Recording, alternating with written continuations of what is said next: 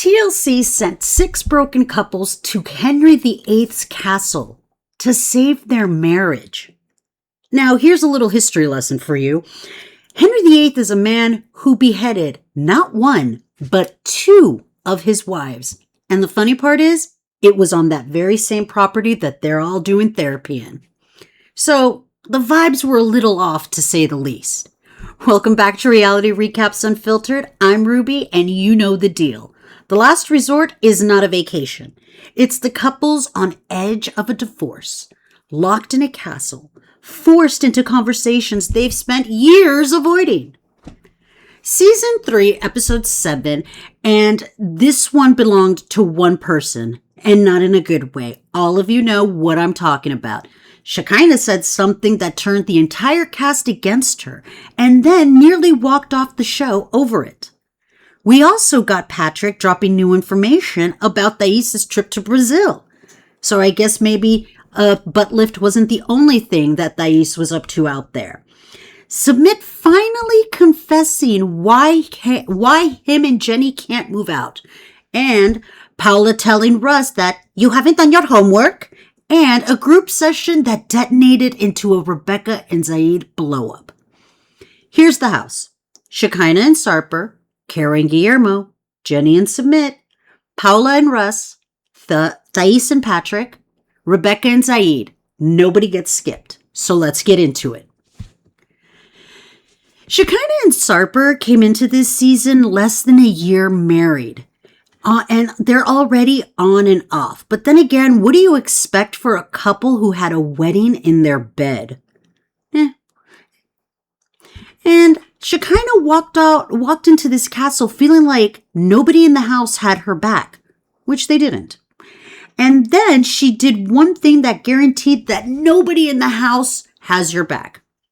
During an argument with Thaís, Shekinah told her, "Go back to your country." Ugh. Yeah, she went there. On a show literally called 90 Day Fiance, built from the ground up on people crossing borders to be with someone they love. On a cast where almost everyone came from somewhere else. You had the nerve, Shekinah, to tell a Brazilian woman to go back to her country? Read the room, Shekinah. Read the room. And it wasn't just Thaís who was upset. The whole cast turned on her. Then comes Guillermo and said something about Patrick. Patrick said something and Shekinah, instead of hearing it, quote, "that landed badly," she felt attacked. She also felt ganged up on, got upset that she nearly refused to keep filming. Trust me, I think we can all live without Shekinah. Now, I want to be fair because that's how we do it here. Do I think Shekinah is a cartoon villain with a twirling mustache? No. I think she's a woman who came in already isolated, already convinced that house had picked a side against her. And when you're feeling cornered, you swing, right? But understanding why somebody said the ugly thing does not unsay the ugly thing. Am I right? Because here's what actually gets to me. Thaís lives this. The entire premises on her being on our screens is that she left Brazil for love. That's not a punchline, ladies and gentlemen. That is her life. And weaponizing it, turning where you're from, you go into an insult in the middle of the retreat that's supposed to be a safe space, but you hit below the belt. The cast clocked it immediately. That's why they turned. This wasn't the producers manufacturing a pile-on. The room was full of people who crossed oceans, look at each other and going, nope. And where's Sarper in all of this? Because it's his marriage too, right? Sarper actually had a real breakthrough on the intimacy side of therapy this week. A genuine, vulnerable moment where something clicked. Good for you, Sarper. I'm happy for you, truly. But it is wild to have your personal breakthrough in the same episode your wife becomes the most hated person in the castle. That's a marriage moving in 2 directions at the same speed. Now, with Kara and Guillermo, this is the couple that I care about most this season. Guillermo was one of those voices that spoke up during the Shekinah situation, and I loved seeing it personally because it told me something. When somebody gets told to go back to their country in front of him, this man does not study his shoelaces. He is going to say something, and he sure did, which makes it hurt more that these two are the ones we're worried about. Underneath all the chaos with Kara and Guillermo are carrying something heavy. There's a tenderness there that keeps threatening to tip into grief. You can feel both of them trying, and you can feel the weight of everything that they have not figured out yet. But underneath all the castle chaos, Kara and Guillermo are carrying something heavy. There's a tenderness that keeps There's a tenderness there that keeps threatening to tip into grief. You can feel both of them trying, and you can feel the weight of everything that they have not figured out yet. That's what makes them the heartbreak for me this season. It's not that they hate each other, it's the opposite. They clearly love each other, and it still might not be enough. The couples who blow up screaming are easy. You can see the door. These two are the ones where the real love is real.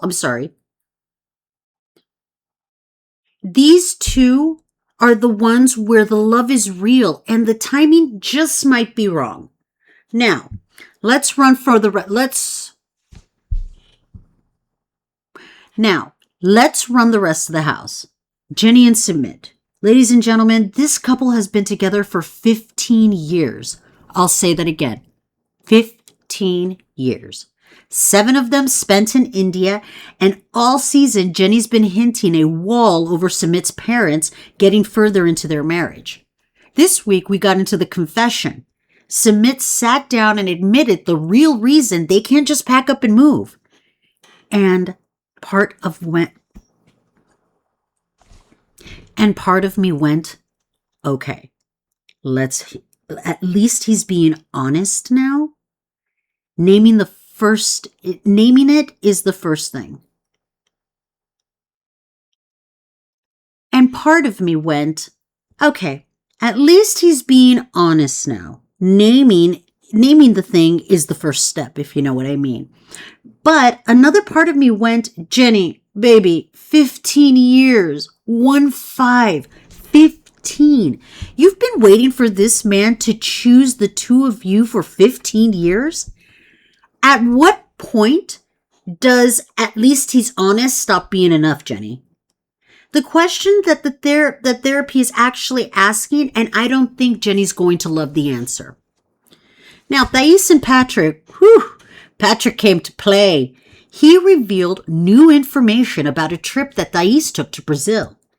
And nothing at all says, we're here to heal our marriage, like showing up to therapy with a fresh dossier on your partner's travel history.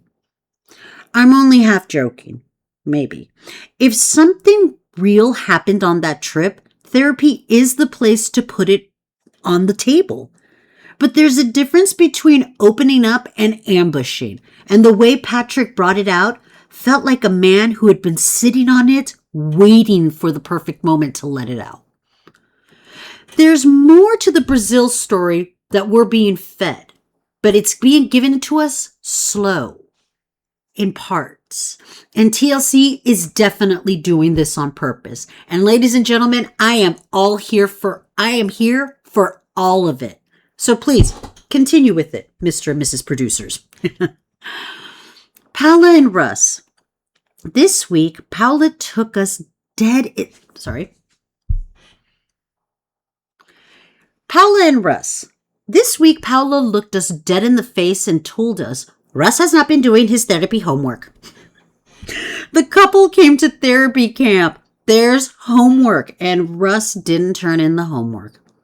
Russ, my guy, it's a marriage retreat, not a suggestion box. You signed up for this class. Do the reading. And then, because Paola, of course, doesn't hold anything back. God bless her. She had notes about Russ's performance in the bedroom too. And let's just say the homework isn't the only place he's turning in an incomplete assignment. And honestly, I don't hate that she said it. That's the retreat working. You get people cornered long enough and polite little silences fall away. Paola isn't being cruel. She's being honest after biting her tongue. And you know what? Good for her. Now, Rebecca-and-Zied, whose week ended in a screaming match. Surprise, surprise. Maybe it's the 22-year age gap, big cultural differences, and also religious differences. And a move to Florida that was supposed to be a fresh start and just delivered fresh problems. In the group sessions, Shekinah interrupted Rebecca, and the interruption lit the fuse on a huge fight between Rebecca and Zied. Sit with that. Shekinah interrupts Rebecca, and it turns into Rebecca and Zied going at it with each other. That's not a couple with a Shekinah problem. That's a couple whose tension was already at the top and waiting for any excuse for it to spill. Because you're never fighting about the interruption. You're fighting about the 2 years underneath that interruption. The interruption is just the match. Now, let me land this plane. A comment that turned a whole house, a breakthrough, and a meltdown in the same marriage. A 15-year confession that came a little too late to feel like a win. And a fight that was never about the fight. Here's where I land on Shekinah. I don't think she's a monster. I think she's a woman who said a genuinely hurtful thing, felt the whole room turn, and mistook accountability for an attack. And until she can tell those two things apart, the castle is going to keep feeling like an ambush because she keeps handing the ammunition to them. Patreon link is in the description. $5 a month gets you in the door. Early access, bonus content, and the full conversation. Now $10, it's a super fan. $25, executive producer, where you get your name on the credits. Don't be shy.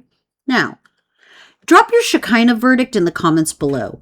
Is she a villain or is she not? And tell me if I'm crazy for still believing in Kara and Guillermo. Have a great afternoon, everybody. This is Ruby, and I'm out.